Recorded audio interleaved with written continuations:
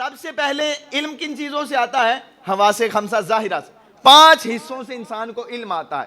پھر یہ 5 چیزیں جو ہیں یہ کہیں پر ایرر دینا شروع کر دیتی ہیں، ان میں غلطیاں آ جاتی ہیں، ان میں فالٹ آ جاتا ہے.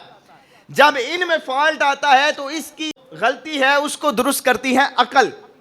لیکن جب عقل غلطی کرتی ہے اس وقت جو اصلاح کرتی ہے وہ وحی الہی ہوتی ہے، احکامات الہیہ ہوتے ہیں.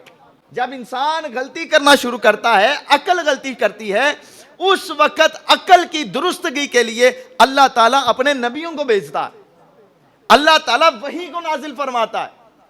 اسلامی لوگ، اسلام کے نزدیک انسان کو جو علم آتا ہے وہ 3 چیزوں سے آتا ہے، حواس خمسہ ظاہرہ سے، عقل سے اور وحی الہی سے. 2 چیزیں انسان کو مل گئی. اب جو سیکولر طبقہ ہے نا، جو یہ کہتے ہیں کہ یہ اسلامی نظام نہیں ہونا چاہیے، اسلام کی باتیں جو ہیں یہ 1400 سال پرانی باتیں ہیں، جدت کرو، نئی باتیں لے کر آؤ، وہ لوگ اس دوسرے سٹیپ پر آ کر رک گئے. انہوں نے کہا پہلی چیز ہے جن سے علم آتا ہے وہ حواس خمسہ ظاہرہ ہے اور دوسری چیز عقل ہے. انہوں نے عقل کے اوپر آ کے فل سٹاپ لگا دیا. انہوں نے کہا عقل کے آگے کوئی چیز نہیں. کالجز میں، یونیورسٹیز میں پڑھنے والے بچے آج جتنے اعتراض کرتے ہیں اسلام کے اوپر، اہل اسلام کے متعلق، وہ سارے کے سارے عقل کی بنیاد پر کرتے ہیں. حالانکہ عقل کا یہ دائرہ کار ہی نہیں کہ وہ وحی الہی میں غلطیاں نکالے. کیوں؟ کیونکہ عقل جب تھکتی ہے تب وحی آتی ہے. اب مثال کے طور پر میری بات سمجھیے گا، اگر کوئی بندہ یہ کہے کہ میری آنکھیں تو مجھے کچھ نہیں دکھاتی، تو میرے کانوں کو چاہیے کہ یہ مجھے دکھائیں. کان بھی تو حص ہے نا ایک، اس نے بھی تو علم دینا ہے. تو وہ یہ کہے کہ یہ کان کیوں نہیں دکھاتے؟ اگر کان نہیں دکھاتے تو یہ کان خراب ہیں، یہ کان غلط ہیں، ان کو کاٹ دینا چاہیے. تو بندہ کہے گا یار تو بڑا ہی احمق بندہ ہے. کان کا ایک دائرہ کار ہے، اس کا ایک مخصوص کام ہے جو اس نے کرنا ہے. کان کا کام ہے کہ تجھے آوازیں سنائی دے، وہ تو تجھے سنائی دے رہی ہیں.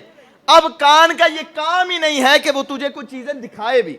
اسی طرح اگر اسلام کی کچھ باتیں آپ کو سمجھ نہیں آتی تو عقل کی بنیاد پر آپ اسلام کو ریجیکٹ کر دیں، اس لیے کہ اسلام، وحی الہی، قرآن، احکامات الہیہ، یہ ساری کی ساری چیزیں انسان کی عقل کو درست کرنے کے لیے آئی تھی.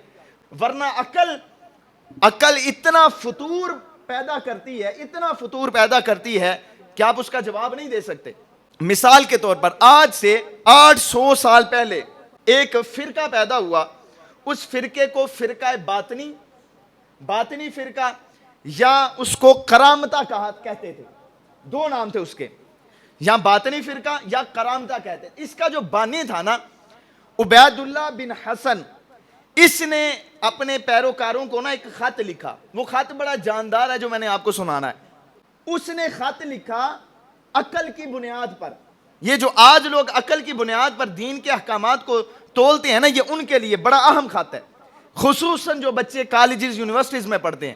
اس بندے نے خط یہ لکھا، اس نے اپنے پیروکاروں کو کہا کہ دیکھو مجھے یہ بات سمجھ نہیں آتی کہ کتنی بڑی بے عقلی والا کام ہے، کتنا بڑا بے وقوفوں والا کام ہے کہ ہمارے گھر میں ایک لڑکی ہے، خوبصورت ہے، کھانا پکانا جانتی ہے، گھر سنبھالنا جانتی ہے، اپنے بھائی کے مزاج کو بھی سمجھتی ہے، بھائی سے محبت بھی زیادہ کرتی ہے. اس کو پتا ہے بھائی کھانا کیا پسند کرتا ہے، پہننا کیا پسند کرتا ہے، کس بات پہ خوش ہوتا ہے، کس بات پہ ناراض ہوتا ہے. اس نے کہا کہ ایک بہن، ایک لڑکی جو اپنے بھائی کے مزاج کو بڑے اچھے طریقے سے سمجھتی ہے، تم لوگ کیا کرتے ہو کہ اس لڑکی کا ہاتھ پکڑتے ہو اور کسی بیگانے بندے کے ساتھ اس کی شادی کر دیتے ہو، اور اپنے بھائی کے لیے باہر سے کوئی بیگانی لڑکی لے جاتے ہو، جو لڑکی نہ بھائی کے مزاج کو جانتی ہے، نہ اس کی خوشی کو جانتی ہے، نہ اس کی غمی کو جانتی ہے، نہ اس کے مزاج کو سمجھتی ہے. تو کتنا بے وقوفوں والا کام کرتے ہو کہ ایک لڑکی جو بھائی کو سمجھتی ہے سب سے زیادہ، اس کا نکاح باہر والے سے کر دیتے ہو، اور باہر سے کوئی اجنبی لڑکی اپنے بھائی کے لیے لے جاتے ہو.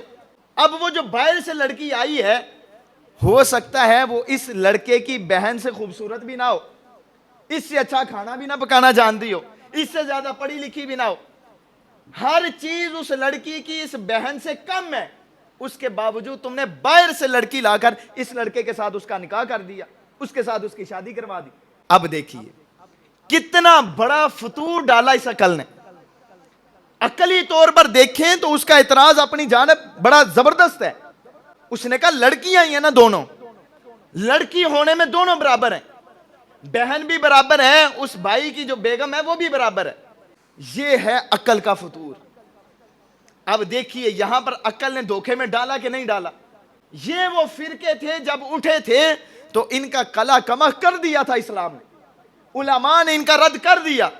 اب وہی جو چیزیں ہیں نا وہی چیزیں پرانے فرقوں والی باتیں آج کے نئے لوگ جو ہیں نا, یہ نئے فتنے, انہی لوگوں کو کاپی پیسٹ کر کے آج عوام کے سامنے رکھتے ہیں اور کہتے ہیں ہماری بڑی تحقیق ہے. اب ایمانداری سے بتائیے, یہ جو عقل والی بات میں نے آپ کو سنائی رشتے میں, جائیے یورپ میں جا کر دیکھیے کہ آج بہن اور بھائی کا نکاح نہیں ہو رہا. نکاح سے مراد جو ان کے مروجہ شادی ہے, کیا بہن اور بھائی کی شادی وہ نہیں کروا رہے؟ کیا ہم جنس پرستی کے جو بل ہیں وہ وہاں پر پاس نہیں ہو رہے؟ یہ کیا ہے؟ یہ وہی پرانے فتنے ہیں جن کو آج پھر سے دوبارہ اٹھایا جا رہا.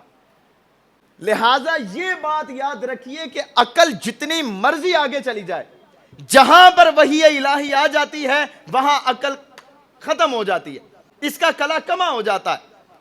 اس کی میں آپ کو بہت زیادہ مثالیں دے سکتا ہوں کہ عقل کس طرح سے فطور پیدا کرتی ہے. لیکن ہمارے لیے کیا حکم ہے کہ دیکھو عقل کا ایک دائرہ کار ہے, عقل کو استعمال کرنے کی ایک مخصوص جگہ ہے. تم اپنے کاروبار میں عقل کو استعمال کرو, اپنی بچوں کی تربیت میں عقل کو استعمال کرو. دین کا معاملہ آ جائے تو پھر عقل کو مت دیکھنا, پھر مصطفیٰ کے فرمان کو دیکھنا.